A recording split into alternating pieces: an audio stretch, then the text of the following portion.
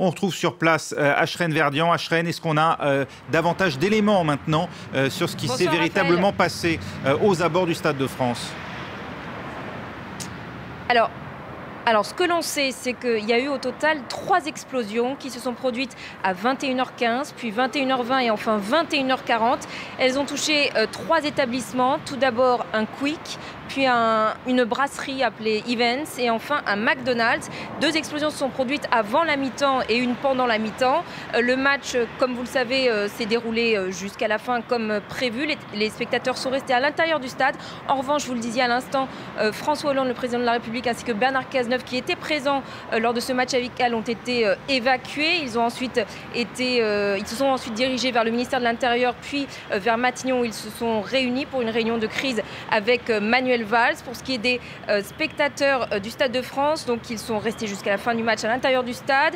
Ils ont été ensuite évacués. Là, je vous parle de dizaines de milliers de personnes, donc c'est quand même un très très gros dispositif en termes de sécurité, force de l'ordre, etc. pour évacuer toutes ces personnes. Ils ont été évacués et redirigés vers le RERB et le RERD, parce que la ligne 13 du métro, elle, en revanche, a été coupée. Donc il y avait tout un secteur autour du Stade de France qui a été complètement bouclé par les forces de police et les forces de sécurité.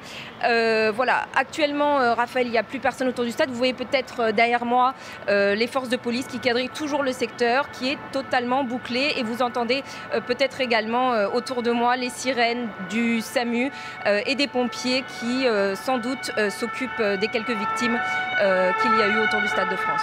Et ouais, merci Ashrène Verdian.